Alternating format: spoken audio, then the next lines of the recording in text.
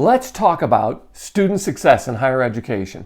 It's all the rage for administrators and ranking organizations, but when we look at student engagement today, student engagement is at an all-time low. Students do not think they are being successful and that higher education is serving them.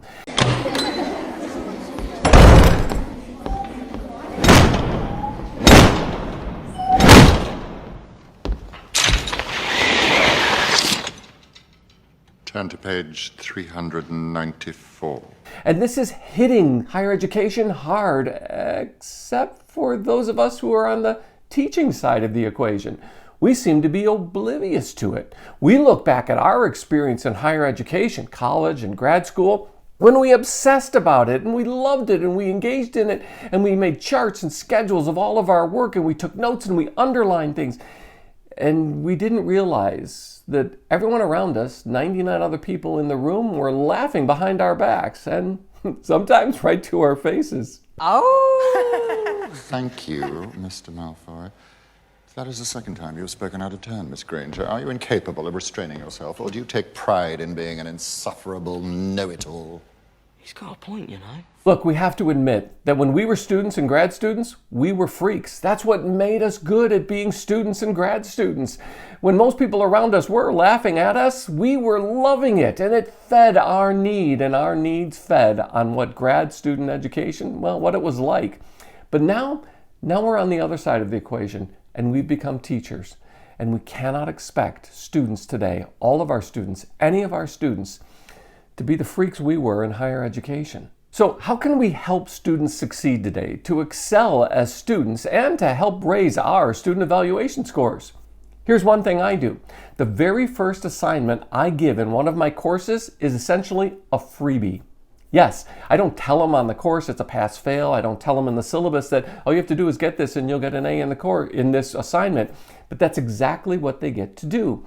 And when they do it, I give them full credit. Everyone in the class. Yes, everyone starts with an A. So why would I do that? And what's the effect of doing that? Well, tap the like button and I'll explain it to you. Oh, and stick around to the end of the video and I'll give you a little bonus tip about how to increase student engagement and your student evaluation scores. Hi, I'm James Callahan, and this is the Do-Over Show. And with 20 plus years of experience in higher education as tenure track, adjunct, 8 or 9 colleges, universities, grad, undergrad, yeah, I've seemingly done it all. And one of the things that I've realized is that student engagement is consistently lower year after year, even in my courses. So how do we help them get over this problem? Let's go back to my freebie idea. The idea is I give them an assignment. And it's a detailed assignment. It's a half a page in the syllabus, and there are a lot of requirements, and there's a lot of conversation. I give them several weeks to work on it, but it's the very first thing I do. And I give them a chance when they complete it successfully, and most do when I spend this much time and energy on it, without even telling them they're going to get an A automatically. By the way, most of us think that if we tell them we're going to get an A, they're going to get an A automatically. They won't even try. So I don't give them even that impression. I make them do all the hard work, and then I give them credit. And they wind up with the very first grade is an A.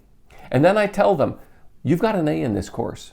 If you don't wind up with an A in this course, that's on you. Yeah, it's their responsibility. Accountability. It's the one thing we hope they learn in higher education, and it's what this assignment helps reinforce. And one of the features I add into this is that I make them pick the book or the research topic that they're going to engage in. Yeah, and in this multi-week project where they work through this project, yeah, they get to pick it. So if they wind up hating it, not liking it, it's on them. They've chosen it and they realize it. It not only builds an accountability, it gets me off the hook for asking them to do something, and they end up with a sense of ownership. And by the way, when they successfully complete it, they know more than just about anyone else they'll ever meet in their entire life about that book or that topic. I've given them something to talk about on first dates and at parties. You're welcome.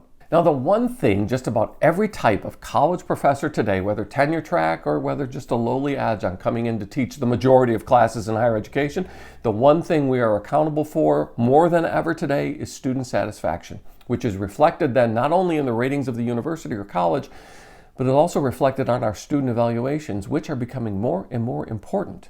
especially if you're a semester by semester adjunct and your retention is based on whether or not you are solving problems or causing problems. And I got to tell you, I do everything within my power, everything I can to make sure that every student passes the course that I am teaching. Because there is nothing worse than the headaches that created for the registrar and for the department chair than if you, because you just have your standards, decide to fail somebody because they didn't meet your expectations. I know, it's not your expectations. It's all spelled out in the syllabus, and they need to be responsible, and this is what adulting looks like. I get all that, and all of that will hurt you if you want to be retained as a professor or an adjunct teacher in higher education. So get over that part of it. So giving students a chance to get a good grade for that very first grade not only reinforces what the purpose of higher education is, not just grades, but to succeed in the work that they have to do in order to get a good grade. That's important, even in STEM courses. And yes, even though I'm in humanities and the soft skill side of higher education, I still have friends in the STEM fields. I don't know if they'll admit that they know somebody in humanities, but I'll own them as my friends. And even though some of them are snobs when it comes to grades, and we all know this, there's grade snobbery, that a C in a STEM course would be an A for the equivalent work in a soft skills course like humanities. And yes, we know that a C in STEM at a university might be an A in a community college in the same class. Sure, we know all that. I don't have the power to change snobbery when it comes to grading. But I do, and you do, have the power to encourage better student success. So let's do a little aside on this idea of student success and why so many of us fight against it, not just struggle with it. And that is because most of us were either taught in a setting that we were freaks or in a setting where we learned in an adversarial environment. That was a transmission model where a know-it-all professor or PhD poured their vast knowledge into us, the empty vessels, and they just transmitted knowledge. And the better we could retain, almost be able to report back to them verbatim what they gave us. And we learned their idiosyncrasies and the things, oh, he doesn't like that font, or he likes this spacing better, or he likes this form of citation. And once we jump through all those artificial hoops and check all of those idiosyncratic boxes, that's when most of us learned that we could get a good grade. That's not the way the world functions today. That's not the way higher education should function, even though it is in many cases. But that's also not the real world. And that's what's being used to evaluate the quality of higher education. And student engagement and student success are closely tied to whether or not they think back. They look back and they think back on all the crap they learned in high school, and they wonder if they can think at all. Sorry, Simon and Garfunkel, but I had to borrow that one. Yes, the disconnect between higher education and the real world of work is a growing divide, and they are not satisfied. And that's on us, not just on them. See, more and more today, the rankings that our colleges or universities receive from ranking bodies like US News or from accrediting bodies involves student satisfaction and student engagement surveys about whether or not the students feel connected with the courses that are taught, with the people who are teaching it, and with the usefulness of the information that's conveyed. So that your administration, your department chair, is concerned about whether or not you care about student success and engagement. So my recommendation is to choose something that you can give out as a freebie, something that you can give them in order to encourage this success, to give them a taste of success. Okay, if it's not the very first assignment, or if it's not just one assignment, then in your course, especially in STEM, you can assign a sort of week-by-week progress report based on one component that is basically a pass-fail, but you expect them to succeed, and you're going to build into their habit of taking your course a baseline of a best practice, probably that they'll be able to use in the real world, in the workplace.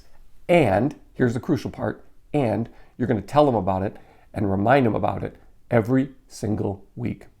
You are not going to assume that they're going to make that gigantic jump between a class assignment that you thought was important enough to put on the syllabus and what they're going to have to do for the rest of their freaking life in that job that they're going to get because of the course they took with you. You have to make it explicit. Spell it out for them. Why? You're an educator. This is part of the process to show them the value of what you were doing, not to defend what you're asking them to do, but to show them the value of what you're asking them to do and how it will pay off in success in their career, more money, more advancement opportunities, and they'll get a chance to live the life that they always hoped to by studying electrical engineering. So build something into your course, into your syllabus.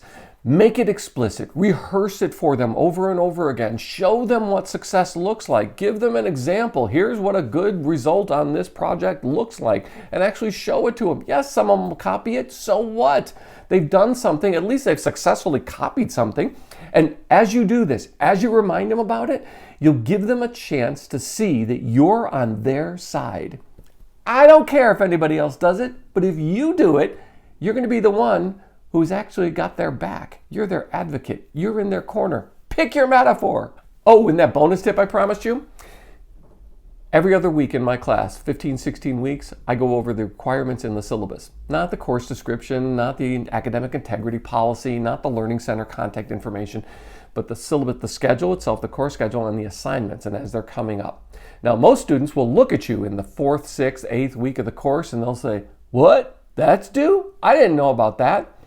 If you say to yourself, "Well, I went over it in the very first class, and if you missed that, that's on you." No, that's on us. Because if you think you can say things one time and have a young adult automatically kick in and say, "Woohoo, now it's forever ingrained in my brain," then you have no clue what's going on in the minds of young adults.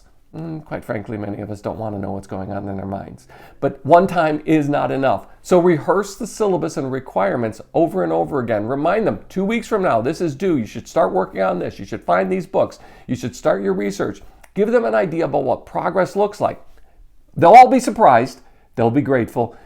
And yes, you're babysitting them. You're hand-holding them. No, you're educating them. You're showing them how to be successful in the course that you are teaching. Why? Because no one taught them how to be a good student. 99% of them have no clue what it's like to be a good student. Now, for those who do take the syllabus from one class and collate it with all the other syllabi, and they make a grand chart, and they estimate how much time it's going to take them to do these assignments and when they're going to have to start studying for the midterm, probably after the first week or 2 weeks of the class. And as they go through that, what are they going to say when you go through the syllabus every other week? Are they going to say, "Well, I already did that"? No, they're not. They're going to check their schedule against what you're saying that they already mapped out, and they'll nod along with you, and they'll feel good about the student that they are. They'll nod along and they'll say, "Yep, I got that right. I can do that. I can maybe back that up." Yeah, they're going to actually feel good about being the student that they are, and you get a reward for that too. They're going to think, just like the others, that you're on their side.